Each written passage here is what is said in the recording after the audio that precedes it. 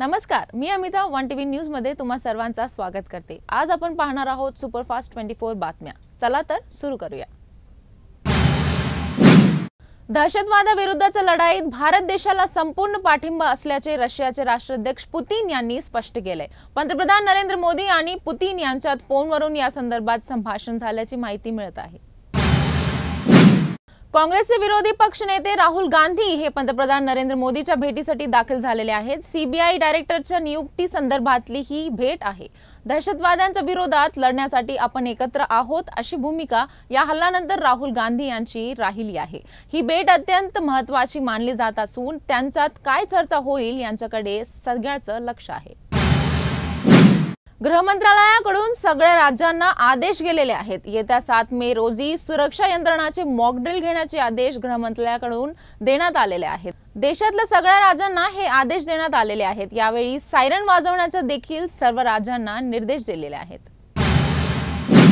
भारताने पाकिस्तानवर हल्ला केल्यास आम्ही भारतासोबत उभे राहणार अशी भूमिका पाकिस्तानमधील खैबर पख्तूनचा मधील इस्लामिक धर्मोपदेशकांची ही भूमिका आहे। पाकिस्तानमधून खैबर पख्तूनख्वा हा वेगळा देश व्हावा अशी मागणी आहे। त्यातच पाकिस्तानकडून पश्तून नागरिकांवर मोठ्या प्रमाणात अत्याचार होत आहेत, त्यामुळे आम्ही भारताच्या सोबत राहणार असं यांनी म्हटलं आहे। मुंबईत वस्त्यात हव्या त्या ठिकाणी सोडणाऱ्या आणि मुंबईच्या जीवनहानी असलेल्या बेस्ट बस संदर्भात एक मोठी बातमी आहे। बेस्ट बस भाडेवाढीबाबतच्या प्रस्तावाला मुंबई महापालिका प्रशासनापाठोपाठच परिवहन प्राधिकरणाने मंजुरी दिली आहे। त्यामुळे 8 मे रोजी पाकिस्तानी पंतप्रधान शहबाज शरीफ गायब झाले का असा सवाल पाकिस्तानी नागरिकच उपस्थित करत असल्याचे पाहायला मिळत आहे। दरम्यान एका पत्रकार परिषदेत पाकिस्तानी पंतप्रधान शहबाज शरीफ कुठे आहेत, शहबाज शरीफ कुठेच दिसत नाहीत असा सवाल थेट पाकच्या पत्रकारांनी देखील केला आहे। यावर पंतप्रधान हे सर्व गोष्टीची माहिती घेत आहेत असं उत्तर पाकिस्तानचे उपपंतप्रधान इशाक दर यांनी पत्रकाराला उत्तर दिलं आहे। सांगलीच्या मिरज रुग्णालयामधून चोरी झालेला बाळ अखेर आईच्या खुशीत सुखरूपपणे पोहोचलेली बातमी समोर येत आहे। सांगली पोलिसांनी केलेल्या दमदार कामगिरीमुळे एका आईला तिचं चोरीचं गेलेलं बाळ मिळालं। मिरज शासकीय रुग्णालयात बाळाला आईच्या खुशीत देण्याचा हा प्रसंग भावनिक आणि सुखद आनंद देखील देणार ठरला आहे। या निमित्ताने सांगली पोलीस दल कौतुकास पात्र ठरल्याचं चित्र पाहायला मिळालं। भारत आणि पाकिस्तानच्या तणावाच्या पार्श्वभूमीवर भारताकडून होणाऱ्या हल्ल्यापासून वाचवण्यासाठी पाकिस्ताननी सैन्य शक्तीचा पोकळ देखावा करत असल्याचे पाहायला मिळत आहे। कारण पाकिस्तानकडे फक्त 100 तास पुरेल इतकाच शस्त्रसाठा शिल्लक असल्याची मोठी माहिती समोर येत आहे। जर भारत आणि पाकिस्तानमध्ये युद्ध झालाच तर अवघ्या 100 तासात पाकिस्तानचे 5 तुकडे होणार असल्याचे सांगितले जात आहे।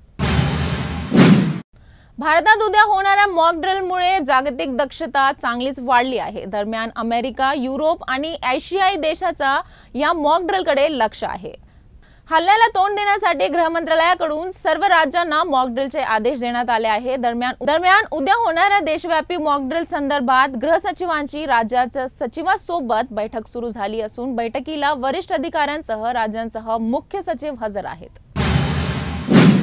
पहलगाम दहशतवादी हल्ल्यानंतर एकीकडे भारत आणि पाकिस्तानमध्ये तणाव वाढत असतानाच या पार्श्वभूमीवर दोन्ही देशांनी शांतता राखण्याचा सल्ला UNSC ने दिला आहे।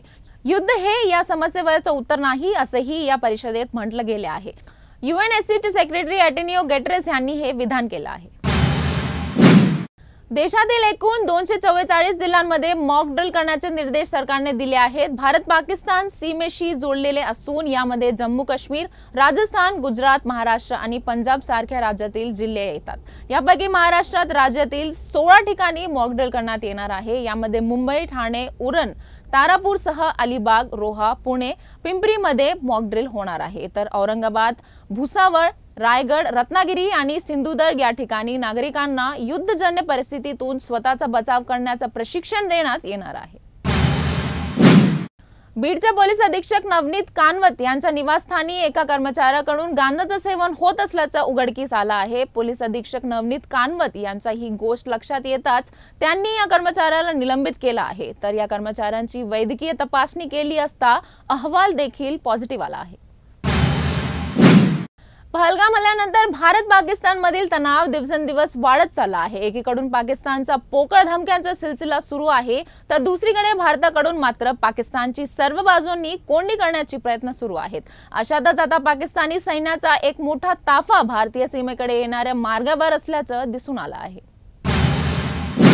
दारूसाठी पैसे दिले नाही म्हणून शेजाऱ्यांची वाद, लाकडी दांडक्याने मारहाण करत 19 वर्षीय मुलीची हत्या झाली आहे। घरात घुसून दारूसाठी पैसे न देणारा इसामह पत्नी मुलीला लाकडी दांडक्याने मारहाण झाली आहे। 19 वर्षीय मुलीचा मृत्यू देखील झाला आहे। महात्मा फुले पोलीस ठाण्यात गुन्हा दाखल केला आहे। जम्मू आणि काश्मीर मधील पवित्र अमरनाथ गुहेत नैसर्गिकरित्या तयार झालेला बर्फाचा शिवलिंगाचा पहिला फोटो समोर आला आहे। यावेळी शिवलिंगाने मोठा आकार घेतल्याने पाहायला मिळाला आहे। 7 फूट उंच बर्फाच्या शिवलिंगाच्या दर्शनासाठी लाखो भाविक काश्मीरच्या अनंतनाग येथे दाखल होणार आहे। अमरनाथ यात्रा 3 जुलै पासून सुरू होणार आहे। ही यात्रा सुमारे 38 दिवस चालणार असल्याची माहिती समोर येत आहे।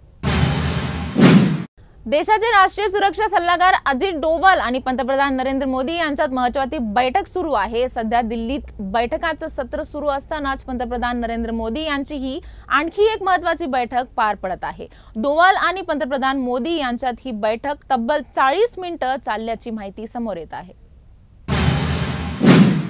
एमआयएमचे प्रमुख खासदार असदुद्दीन ओवैसी हे सध्या श्रीनगरच्या दौऱ्यावर आहेत। जम्मू काश्मीरच्या पहलगाममध्ये झालेल्या दहशतवादी हल्ल्यानंतर असदुद्दीन ओवैसी यांची ही श्रीनगरची दौरा महत्त्वाचा मानला जातो आहे। हल्ल्यानंतरचा हा त्यांचा पहिलाच काश्मीर दौरा आहे। या दौऱ्यात ओवैसी यांनी स्थानिक नेते आणि नागरिकांशी संवाद देखील साधला आहे।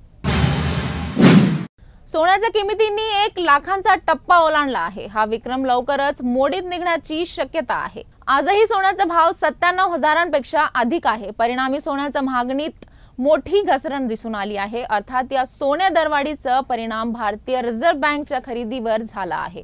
आरबीआयने एका वर्षात रेकॉर्ड ब्रेक 25 टन सोन्याची खरेदी केली आहे। अहिल्यानगर जिल्ह्यात शासकीय मेडिकल कॉलेज निर्मितीला मान्यता दिली आहे। त्याचे नाव पुण्यश्लोक अहिल्याबाई होळकर शासकीय वैद्यकीय महाविद्यालय असे नाव असणार आहे। अहिल्यानगरमध्ये शासकीय ITI कॉलेज काढणार असल्याचे मुख्यमंत्री देवेंद्र फडणवीस यांनी जाहीर केले। आता पुढची बातमी येत आहे नाशिकमधून। भारतातील कांदा आता थेट कराची न जाता दुबईला पाठवत जात आहे। भारत सरकारकडून पाकिस्तानमधून आयातीला बंदी घालण्यात आली आहे। भारतातून दुबईत जाणारे 30 ते 40 कंटेनर व्हाया कराची जायचे मात्र आता थेट दुबईत जाणार आहेत। कांद्याच्या स्थानिक बाजारपेठेवर कुठलाही परिणाम होणार नसल्याचे निर्यातदारांचे सांगणे आहे। रत्नागिरी जिल्ह्यामध्ये उद्या होणारा मॉक ड्रिलची तयारी सुरू असल्याचे पाहायला मिळत आहे। देशाच्या सागरी सुरक्षेच्या दृष्टीने कोकण किनारपट्टीवर देखील मॉक ड्रिल करण्यात येणार आहे। सागरी सुरक्षेच्या दृष्टीने रत्नागिरी हा जिल्हा देखील महत्त्वाचा मानला जात आहे। त्याच पार्श्वभूमीवर रत्नागिरीच्या समुद्रात सागरी सुरक्षेच्या दृष्टीने कोस्ट गार्डच्या यंत्रणेकडून समुद्रात गस्त घातली जात आहे। राज्यातील स्थानिक स्वराज्य संस्थांच्या निवडणुकीबाबत एक मोठी बातमी समोर येत आहे। सुप्रीम कोर्टाने राज्य सरकारला स्थानिक स्वराज्य संस्थांच्या निवडणुकी संदर्भात महत्त्वाचे निर्देश दिले आहेत। स्थानिक स्वराज्य संस्था निवडणूक ठराविक वेळेत व्हावा असं म्हणत 4 महिन्याच्या आत निवडणुका घ्या असे आदेश सुप्रीम कोर्टाने राज्य सरकारला दिले आहेत। देशात इंधन दराबाबत एक महत्त्वाची बातमी समोर आली आहे। केंद्र सरकारने पेट्रोल आणि डिझेलवरील उत्पादन शुल्कात थेट 2 रुपयाची वाढ केली आहे। सामान्य नागरिकांमध्ये यामुळे इंधन मागण्याची भीती निर्माण झाली आहे। मात्र सरकारने तत्काळ स्पष्ट केलं आहे या निर्णयाचा थेट परिणाम ग्राहकांवर होणार नाही। आमचं पंतप्रधानांना आव्हान आहे। भारत पाकिस्तान तणाव आहे त्याचा फटका भारताला भविष्यात आर्थिक दृष्ट्या बसण्याची शक्यता आहे। पण देश आणि जनता राष्ट्राच्या सुरक्षेसाठी अभिमानासाठी तयार आहे। एक पक्ष एक व्यक्ती नेतृत्व करतोय म्हणून नाही, आम्ही लढायला सज्ज आहोत असं संजय राऊत यांनी ठणकवून सांगितलं आहे। तर ह्या होत्या आजच्या सुपरफास्ट 24 बातम्या। परत उद्या भेटू, तोपर्यंत पाहत रहा 1 TV न्यूज मराठी।